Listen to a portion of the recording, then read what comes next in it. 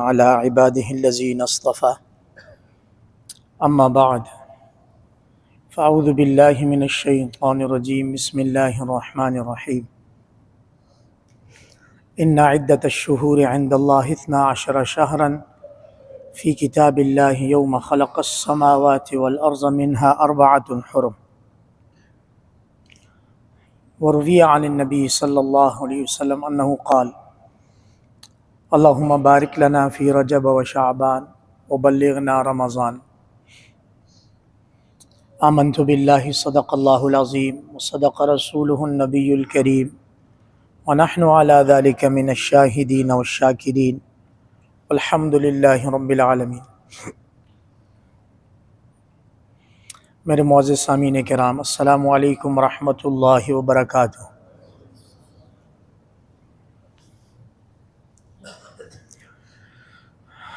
درود شریف پڑھ لیجئے۔ اللہم صلی علی محمد وعلی آل محمد کما صلیت علی ابراہیم وعلی آل ابراہیم انک حمید مجید۔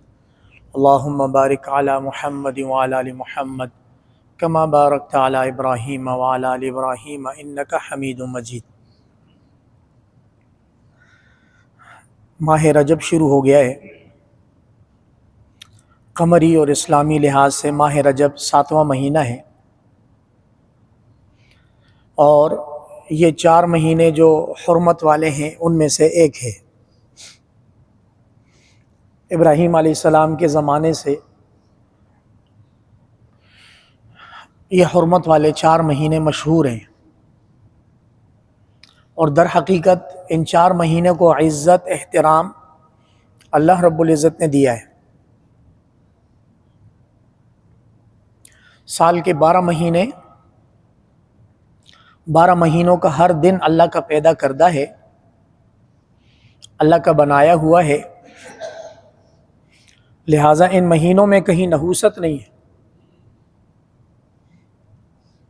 اللہ رب العزت نے سورہ توبہ میں ارشاد فرمایا ان عدت الشہور عند اللہ 12 شہرا، مہینوں کی تعداد اللہ کی کتاب یعنی لوح محفوظ میں 12 ہے۔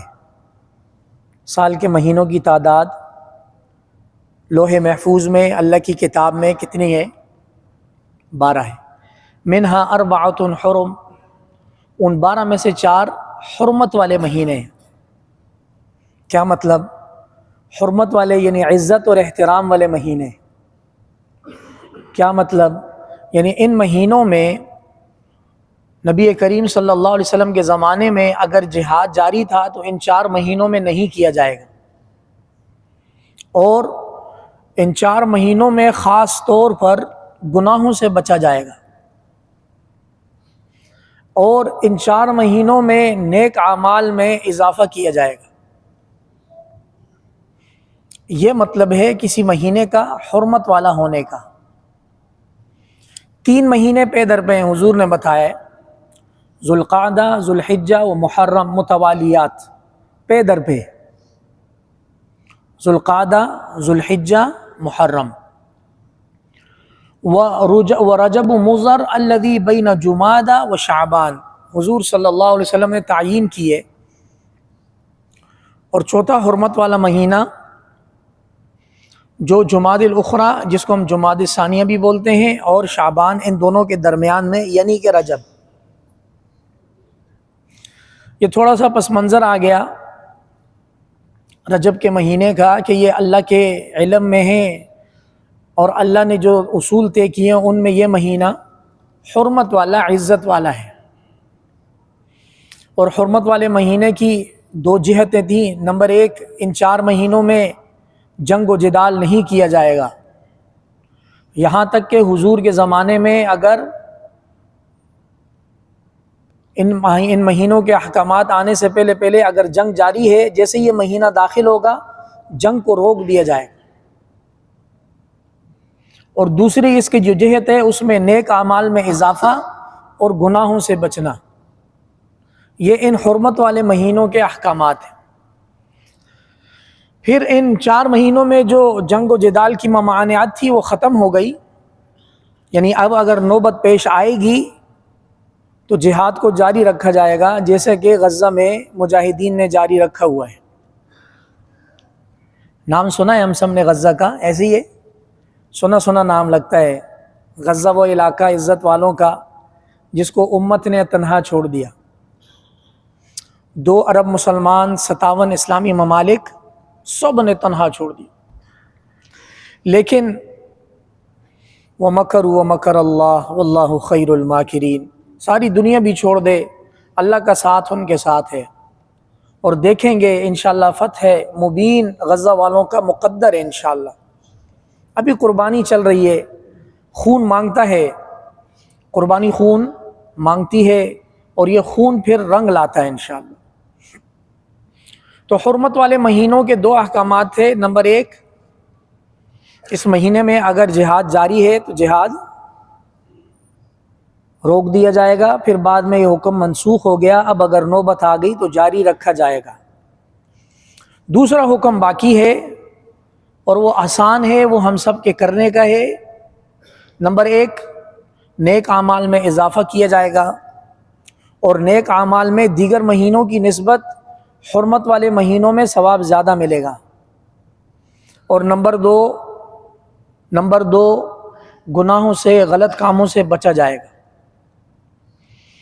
مفسرین نے ان چیزوں کو بڑے آسان الفاظ سے سمجھایا ہے کہ جب اللہ رب العزت کی طرف سے کسی مہینے کی کوئی خاص فضیلت آ جائے،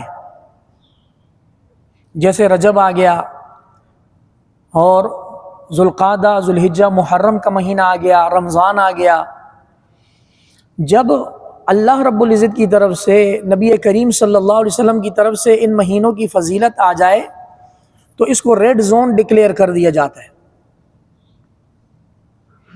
یعنی اسپیشل ایریا، یعنی اسپیشل اوقات۔ پھر اسپیشل ایریا اور اسپیشل جو ٹائم ہوتا ہے اس کا حکم یہ ہوتا ہے کہ اگر اس میں کوئی نیک عمل کرے گا تو اس کو بہت زیادہ ثواب ملے گا، اور اگر خدا نخواستہ اس ایریا میں اگر کوئی غلط کام کرے گا، جیسے کہ کسی حکومت کا ریڈ زون ہو اور اس میں کوئی کرائم ہو جائے، تو جرم اس ایریا سے باہر بھی گناہ ہے، لیکن ریڈ زون میں زیادہ بڑا گناہ تصور کیا جاتا ہے۔ دفعہ 144 کی خلاف ورزی ریڈ زون میں ناقابل ضمانت وارنٹ جاری ہو جاتا ہے۔ سیم وہی پیٹرن بھی ان اوقات کا اللہ پاک کی طرف سے ہے۔ اللہ رب العزت نے اپنے بندوں کے ساتھ شفقت کا معاملہ کرتے ہوئے اس خاص ٹائم پیریڈ میں نیک اعمال کے بدلے میں اضافہ کر دیا۔ اب اگر کوئی بندہ خدا نیک اعمال کرنے والے ٹائم میں خدا نخواستہ گناہ کرے گا تو اب پھر آپ سب سمجھدار اور عقل مند ہیں، پکڑ بھی سخت ہوگی۔ اپرچونٹی دی، مواقع دیے کہ ان میں آپ ایک عمل کریں، ایک کا 10 دیں گے، 10 سے اوپر ہم اضافہ کرتے جائیں گے۔ لیکن اگر کوئی اپنی قسمت مارے، ان ٹائم لائن میں غلط کام کرے گا تو وہ اللہ کے ہاں سنگین مجرم قرار پائے گا۔ میرے بندے، میں نے وہ ٹائم دیا آپ کو، زندگی کی مہلت دی آپ کو کہ آپ اس میں نیک اعمال کریں تاکہ ہم آپ کا بدلہ 2 چند کر دیں، ڈبل ٹرپل کر دیں، لیکن آپ تو بجائے اس کو اس اپرچونٹی کو اویل کرنے کے، آپ تو اس کو ویسٹ کر رہے ہیں، ضائع کر رہے ہیں۔ اب اس پر پکڑ ہو جائے گی۔ تو اللہ کریم ہمیں ان جو حرمت والے مہینے ہیں ان میں نیک اعمال کرنے کی توفیق عطا فرما دے۔ یاد رکھنا، یہ رجب کا مہینہ یہ رمضان مبارک کی وائبز آنے کا مہینہ ہے، رمضان المبارک کی فیلنگز آنے کا مہینہ ہے۔ اور یہ میں اپنی بات نہیں کر رہا، میرے اور آپ کے آقا نامدار سرور کونین محمد مصطفیٰ صلی اللہ علیہ وسلم قربان جاؤں، جناب نبی کریم صلی اللہ علیہ وسلم نے ایک دعا ارشاد فرمائی، اور وہ دعا اصل میں امت کی تربیت ہے۔ وہ دعا صرف خالص دعا کے الفاظ نہیں بلکہ امت کی تربیت ہے۔ کیسے؟ دعا کے الفاظ دیکھیں، اللہم بارک لنا فی رجب و شعبان، یا اللہ ہمیں رجب کے مہینے میں برکت عطا فرما، یا اللہ ہمیں شعبان کے مہینے میں برکت عطا فرما، وبلغنا رمضان، یا اللہ ہمیں رمضان المبارک تک کی زندگی عطا فرما۔ اب میں ذرا اس حدیث شریف کو اپنے وقت مقرر کے اندر کھولنے کی کوشش کرتا ہوں۔ رجب اور شعبان کے اندر برکت کا کیا مطلب ہے؟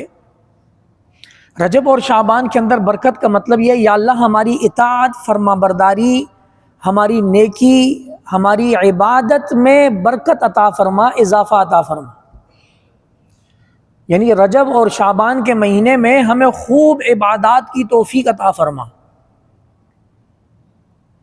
اس کی مثال بالکل ایسی ہے کہ جیسے کوئی بوئنگ طیارہ ہو، رن وے پر کھڑا ہو تو وہ کھڑے کھڑے اڑتا نہیں ہے،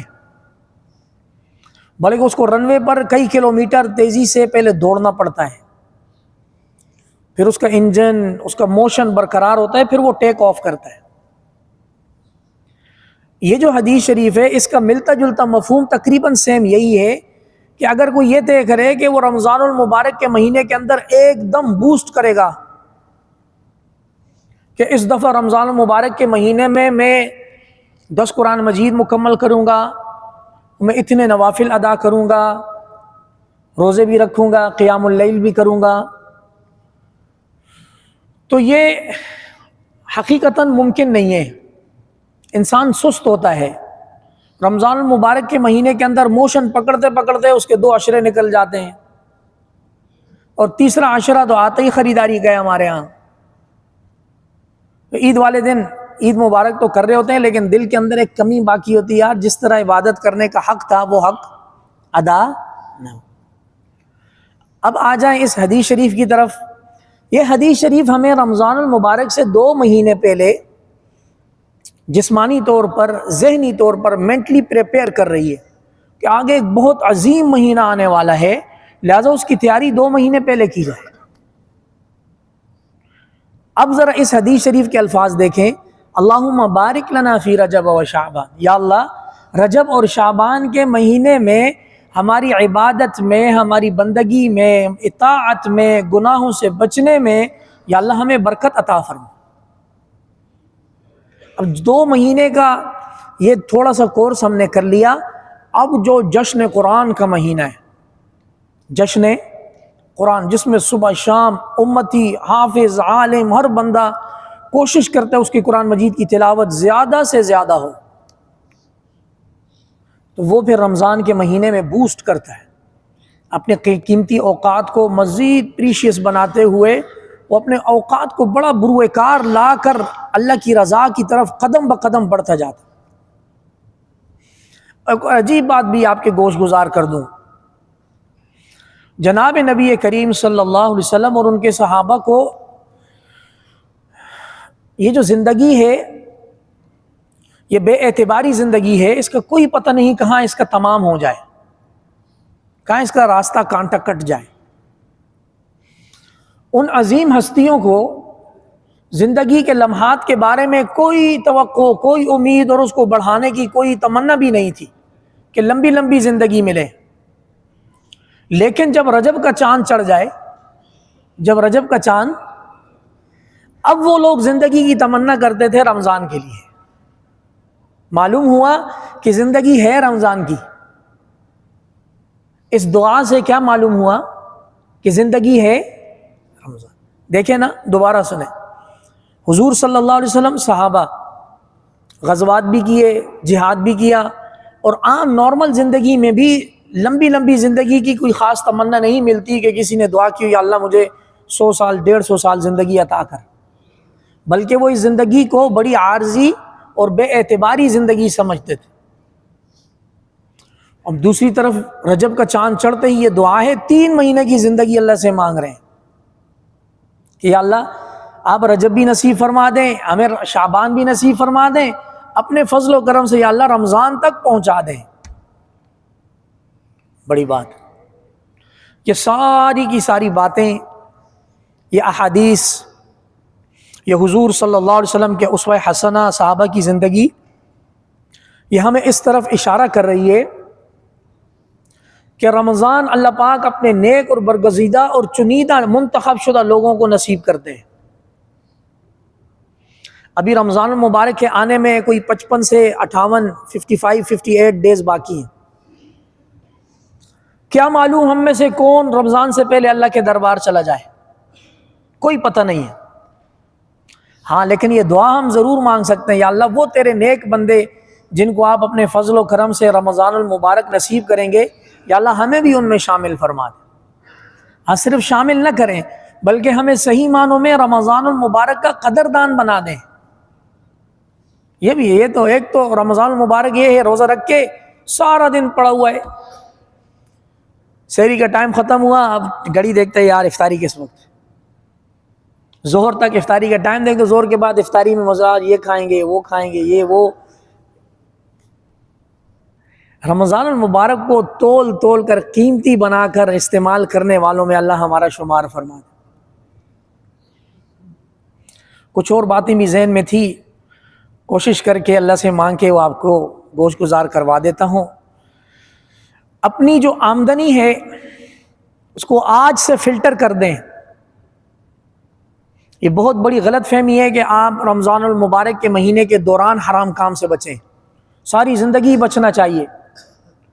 لیکن عمومی طور پر بزنس اور تنخواہ دار طبقہ جس کے مہینے کے کام کرنے کے بعد تنخواہ اگلے مہینے ملتی ہے، تو ان کو چاہیے کہ ابھی سے ہی اپنے رزق حلال کو مزید ٹٹول دیں، فلٹر کر دیں خوب، کہ رجب کی آمدنی شعبان میں استعمال ہوگی، شعبان کی آمدنی رمضان میں استعمال ہوگی.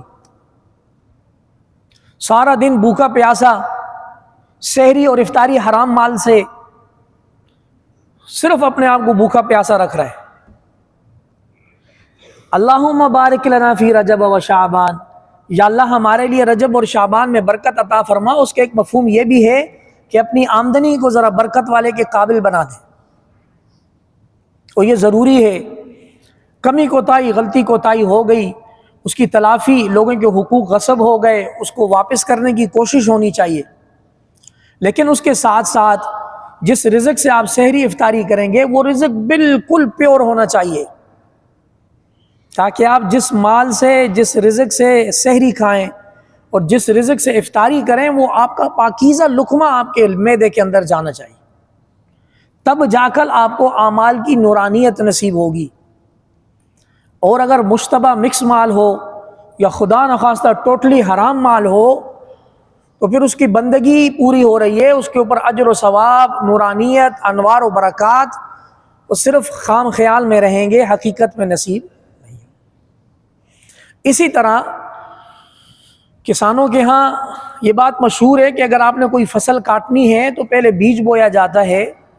جب بیج تھوڑا سا باہر نکلتا ہے تو پھر اس کے ارد گرد سے جڑی بوٹیاں، اضافی گھاس کو ہٹایا جاتا ہے، اور پھر آخر میں تیار فصل کو کاٹا جاتا ہے. بعین ہی یہ مثال رجب، شعبان اور رمضان کی ہے.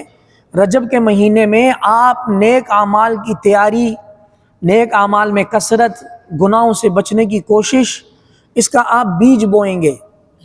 شعبان کے مہینے میں آپ مزید احتیاط کر کے اس کی کیئر کریں گے، آپ بہت خیال کریں گے. جب آپ نے یہ دو کام کر لیے، انشاءاللہ رمضان المبارک کے مہینے میں آپ کوٹ کوٹ کر اپنی فصل کھائیں گے انشاءاللہ. تو یہ کچھ نکات تھے رمضان المبارک کی تیاری کے حوالے سے. رجب اور شعبان کا مہینہ برکت مانگی گئی ہے، ہم سب بھی مانگیں گے انشاءاللہ. اور رمضان المبارک تک کی زندگی کی اللہ پاک سے تمنا کرنی ہے کہ اللہ رمضان المبارک ہمیں خیر و عافیت سے نصیب فرما. گزشتہ ہفتے میرا سفر تھا، شمالی علاقہ جات میں جانا ہوا، کوئی آلموسٹ 3600 کلومیٹر آنا جانا. دو چیزیں میں نے محسوس کی تو میں نے سوچا آپ کے گوش گزار کروا دوں. پاکستان کے شمالی علاقہ جات کو اللہ نے حسن بھی دیا ہے، قدرت ہے، اور بے ساختہ منہ سے سبحان اللہ فتبارک اللہ احسن الخالقین منہ سے نکلتا ہے. وہ جو کریشن ہے اللہ پاک کی، جو نیچر ہے جس کو انسان نے خراب ابھی تک نہیں کیا ہوا، بہت کمال ہے. واللہ ان چیزوں کو دیکھ کر بے ساختہ اللہ سے یہ بات کی، یا اللہ آپ نے یہ اتنا خوبصورت بنایا ہے، آپ کی جنت کتنی خوبصورت ہوگی. دو چیزیں جو محسوس کی، ان میں پہلی چیز شمالی علاقہ جات میں ٹورزم کی وجہ سے اکانومی اور معیشت ٹرانسفر کر گئی ہے اوپر والے علاقوں کی طرف. یعنی وہاں جا کر کسی ہوٹل میں معلوم ہوا شیف کہاں گئے، جی میں سکھر کا ہوں، میں لاہور کا ہوں، میں ملتان اور کراچی کا ہوں، یعنی یہاں کا بندہ وہاں جا کر کام کر رہا ہے. تو یہ اکانومی اس طرف کو ٹرانسفر بھی ہو گئی ہے، اور وہاں کا ہر بندہ اپنے کام میں خوشی محسوس کرتا ہے. اگر کوئی پاپ کارن بیچ رہا ہے، کسی نے چھوٹا سا چائے کا ٹھیلا لگایا ہے، وہ اپنے کام میں مگن ہے اور خوش ہے، جس کی وجہ سے وہاں امن بھی ہے، لوگوں کو اچھا ویلکم بھی کیا جاتا ہے. مطلب وہاں عمومی طور پر خوشحالی محسوس کی گئی ہے. جبکہ شہروں کی طرف آتے جائیں آپ کو فرسٹریشن محسوس ہوگی. وہاں کا ہر بندہ جس اپنی زندگی کی فیلڈ میں لگا ہوا ہے، جو بھی اس کا کام ہے، ہنر ہے، اس میں عار محسوس نہیں کر رہا. صبح سویرے فجر کے بعد آن اور مغرب کے قریب قریب بند. شہر والا بندہ وہاں جا کے پریشان ہو جاتا ہے، بھائی یہ مغرب میں سب کچھ بند کیوں ہو گیا؟ تو وہاں جلدی بند ہو جاتا ہے. بسم اللہ. پہلی چیز تو یہ محسوس کی گئی ہے. دوسری چیز سخت سردی میں، توجہ میری طرف، دوسری چیز سخت سردی میں وہاں اللہ کا نام بلند ہوتا ہے مسجدوں سے. اللہ اکبر. برف باری ہے، کیا کچھ ہے وہاں پر، لیکن اذانوں کی آواز، نمازیں، سخت شدید سردی. میں خود اس کا تجربہ کیا. پانی کا نلکا کھولا، ایک دو قطرے آئے، بیچ میں برف آ گئی، پانی لائنوں میں فریز. آگ پر پانی گرم کر کے، تھوڑی بہت ہمت کر کے پانی ابال کر وضو کر کے، صحیح معنوں میں ایمان کا امتحان ہوتا ہے وہاں پر.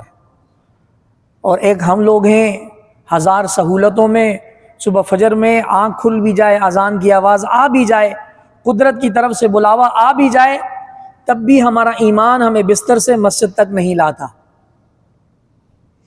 اللہ کریم ہمیں رجب شعبان کی تیاری کرنے کی اور رمضان مبارک کے لیے بھرپور کوشش کرنے کی توفیق عطا فرما دیں.